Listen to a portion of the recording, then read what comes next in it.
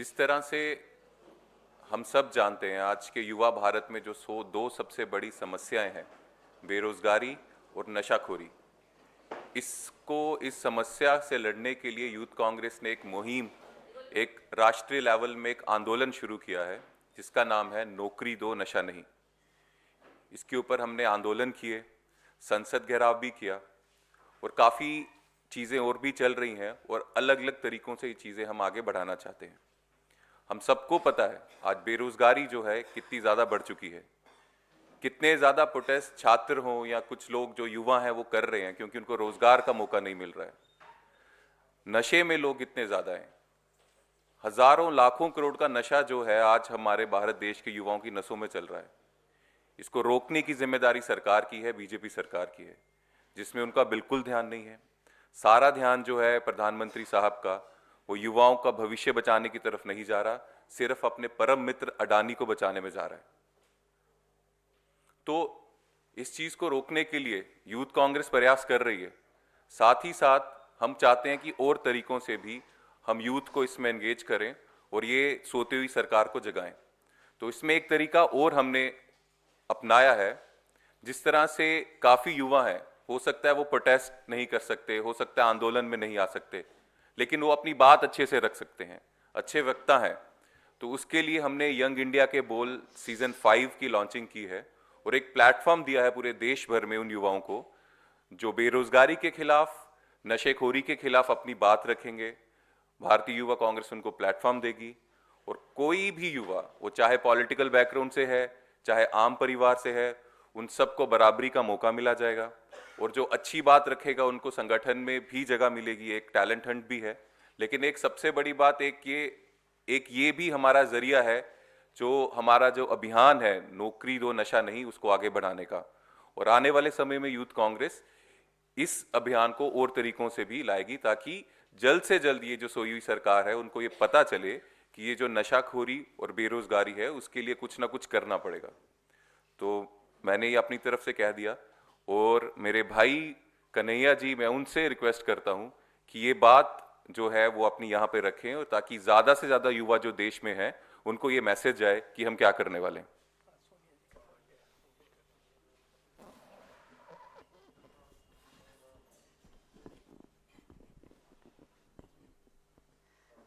सबसे पहले तो मीडिया के सभी साथियों का, इलेक्ट्रॉनिक, प्रिंट और डिजिटल मीडिया के सभी साथी जो इस महत्वपूर्ण प्रेस कॉन्फ्रेंस को कवर करने के लिए उपस्थित हैं, आप सबका बहुत बहुत धन्यवाद। और आपके माध्यम से जो देश हम लोगों को सुन पा रहा है, देश की जनता का बहुत बहुत आभार। और मैं धन्यवाद करूंगा यूथ कांग्रेस के हमारे राष्ट्रीय अध्यक्ष उदय भानु जी का कि युवाओं के इस मुद्दे पर आप लोगों से बातचीत के लिए आपसे रूबरू कराया, इसके लिए उनका शुक्रिया। साथियों, जैसा कि आप में से कई साथी यह बात जानते हैं कि यूथ कांग्रेस लगातार देश के युवाओं के मुद्दों पर संघर्ष करती है और सिर्फ एजिटेटिव प्रोग्राम नहीं करती है, बल्कि इस देश के युवाओं की समस्याओं के निराकरण के लिए, वो एक बात कहते हैं ना कि सिर्फ हंगामा खड़ा करना मेरा मकसद नहीं, मेरी कोशिश है कि ये सूरत बदलनी चाहिए। तो युवाओं की सूरत कैसे बदले, उनकी समस्याओं को कैसे एड्रेस किया जाए, उसके लिए कई तरह का रचनात्मक प्रोग्राम भी करती रहती है। इसी के तहत आप में से कई साथियों ने उसको कवर किया होगा। यंग इंडिया के बोल के तहत देश भर के जो है ऐसे नौजवान जो अपने माध्यम से चीज़ों को समझते हैं, उस पर अपना पक्ष रखते हैं, बोलते हैं, उनको अपने साथ जोड़ने के लिए और युवाओं की एक बुलंद आवाज़ उनको बनाने के लिए यूथ कांग्रेस प्रोग्राम करते रहती है। कोविड में भी यूथ कांग्रेस ने बहुत अच्छा काम किया था। तो आज जो इस देश में परिस्थिति है, और मैं ये बात बहुत तकलीफ में कह रहा हूँ, एक राजनीतिक औपचारिकता के तहत नहीं, जो एक वास्तविकता है। आप सब भी अगर अपने आप से सवाल पूछेंगे तो आपके मन में भी यह बात खटकी होगी कभी ना कभी कि पढ़े लिखे नौजवानों को, पहले कहते थे जो सादा बीए करता था हमारे यहाँ, कि ये ब्याह क्लास है, आप बीए पढ़ कर रहे हैं मतलब शादी के लिए पढ़ रहे हैं। शादी में जो बायोडेटा बनेगा उसमें लिखेंगे कि लड़की बीए पास है, लड़का बीए पास है। तो प्रोफेशनल कोर्स करना चाहिए, टेक्निकल कोर्स करना चाहिए। दिन रात लोग जो है पढ़ते थे कि आईआईटी में बस एडमिशन हो जाए, एडमिशन होते ही रिश्ते आने शुरू हो जाते थे। अभी कोर्स कंप्लीट भी नहीं हुआ है, नौकरी पक्की। आज आईआईटी के 50% ग्रेजुएट को नौकरी नहीं मिल रही है। आईआईएम में आपने जो है बहुत सारे पत्रकार साथी हैं यहाँ पे, बस नौकरी हो जाए, अच्छे संस्थान में जो है एडमिशन हुआ, रिजल्ट आया, अच्छे संस्थान का ऑफर लेटर, धीरे धीरे धीरे धीरे रोजगार के सारे अवसर बंद कर दिए गए। और कोई ऐसा दिन नहीं बीतता है जनाब कि इस देश के किसी कोने में किसी न किसी स्टूडेंट की, यूथ की पीठ फट रही हो पुलिस की लाठी से। गलती क्या है? नौकरी मांग रहा है। हालत यह है कि जिस चीज का हमको गर्व होना चाहिए, कहाँ तो तय था चिरागा हर एक घर के लिए, कहाँ चिराग मयस्सर नहीं शहर के लिए। दुनिया का सबसे नौजवान देश, 55% पॉपुलेशन यूथ है, हर 5वां युवक दुनिया का भारतीय है। 25% की आयु को आप देखेंगे, इतना नौजवान भारत कभी नहीं था। मानव सभ्यता के इतिहास में जितना नौजवान आज भारत है कभी नहीं था। इतनी नौजवान आबादी, पढ़े लिखे लोग, और वास्तविकता क्या है? 1 घंटे में 2 नौजवान आत्महत्या कर रहे हैं। सारे सुसाइड रेट को जो है यूथ सुसाइड ने सरपास कर दिया है। किसान को भी 1 घंटा घड़ी में होगा, 2 नौजवान इस देश का अपनी जान गंवा चुका होगा। ये कितनी दर्दनाक बात है कि आप सोचिए, जो पॉपुलेशन ग्रोथ है उसको सुसाइड रेट ओवरपास कर दिया है। और ऐसा क्यों हो रहा है? इसकी वजह क्या है? इसकी वजह यह है कि एक तरफ पढ़े लिखे नौजवान को 5,000 की नौकरी नहीं है, और एक नौजवान, उसकी शादी में 5,000 करोड़ खर्च किया गया। एक ही देश है, एक तरफ 5,000 की नौकरी नहीं है, दूसरी तरफ शादी में 5,000 करोड़ खर्च किया गया। लोगों को खाने को नहीं मिल रहा है, तभी तो सरकार जो है 5 किलो अनाज दे रही है ना। हाथी खिचड़ी खा रहा है, हाथी तो छोड़िए पत्रकार भी खा ले रहा है। ये हम सब देख रहे हैं अपनी आंखों से। इसीलिए साजिश के तहत इन नौजवानों को नशे में धकेला जा रहा है। हजारों करोड़ के ड्रग्स तो पकड़े जाते हैं, जो नहीं पकड़े जाते हैं उसकी बात छोड़ दीजिए। नौजवान अगर होश में होगा, होश वालों को खबर क्या बेखुदी क्या चीज है, तो नौकरी मांगेगा ना, तो उसको नशे में धकेलो, साजिशन। और नशा करके नौकरी तो दे नहीं रहे हैं।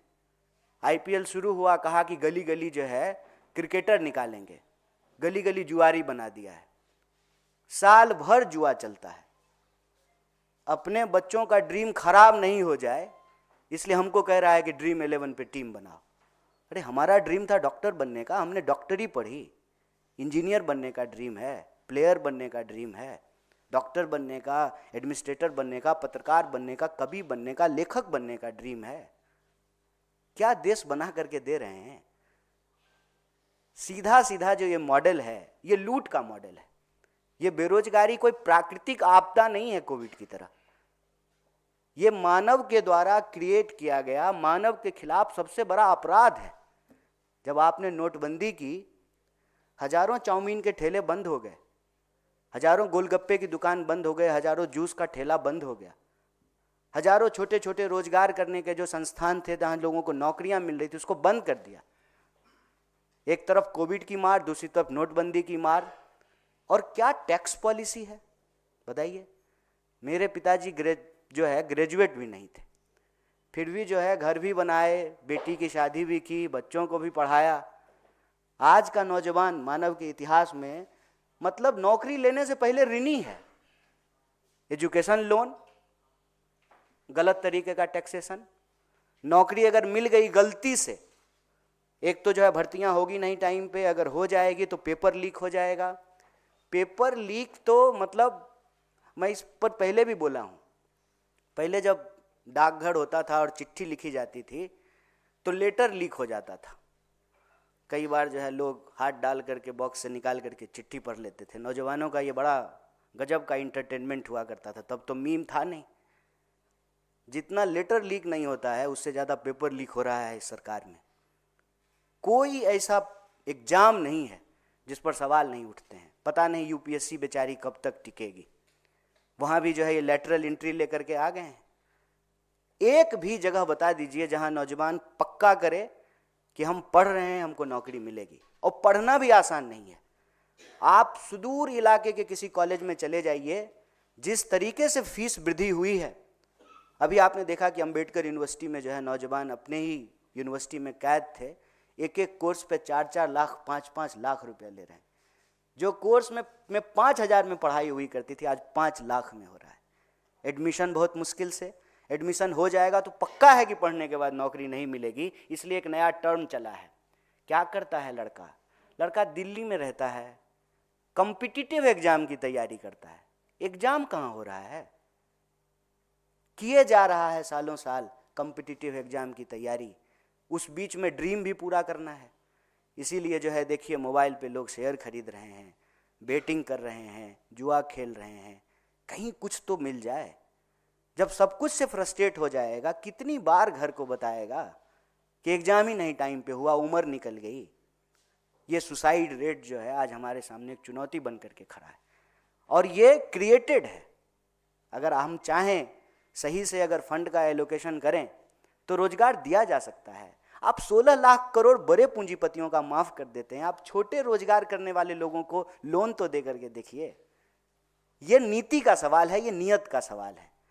लेकिन नीति जब यही है कि अपने दोस्त को व्यापार, तो देश होगा बेरोजगार। ये एक बहुत बड़ा सवाल है। और हमारे यहाँ एक कवि हुए बिहार में, मगही भाषा में लिखते थे, मथुरा प्रसाद नवीन। वो कहते थे कि भूख से तरप के मरवा काहे, मरने होते लड़के मरी जा। क्यों सुसाइड करके मरेंगे देश के लोग। यह देश जितना उस 5,000 करोड़ की शादी करने वाले का है उतना ही हमारा भी है। हमारे माँ बाप भी टैक्स भरते हैं, उसके माँ बाप को तो टैक्स की माफी मिलती है। हम तो हर चीज पे टैक्स भर रहे हैं। तो यह देश हमारा है। मैं इस देश के नौजवानों से अपील करता हूं कि आप जान मत गवाइए, अपनी जान भी बचाइए। और इस उम्र में बिना इश्क का कुछ होता नहीं है। जिधर जाते हैं सब उधर जाना अच्छा नहीं लगता। मुझे पामाल रस्तों का नजर पर चलना अच्छा नहीं लगता। तरप के नहीं मरना है दोस्त।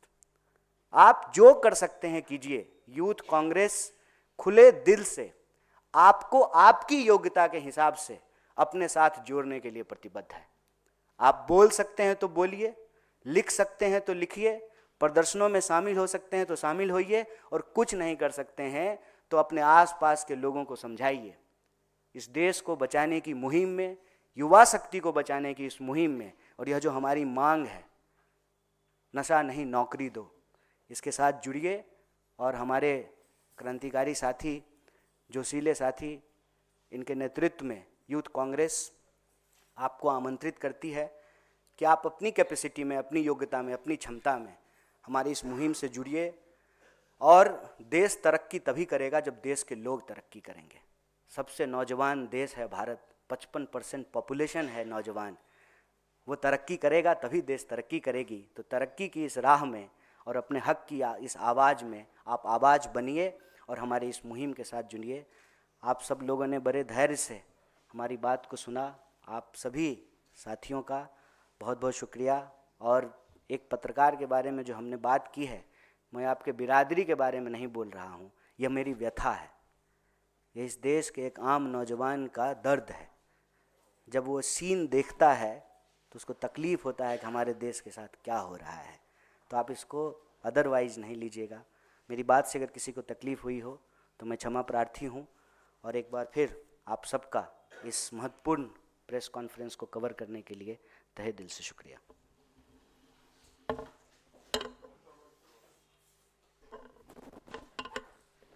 एक वीडियो इस पे ऑन करेंगे।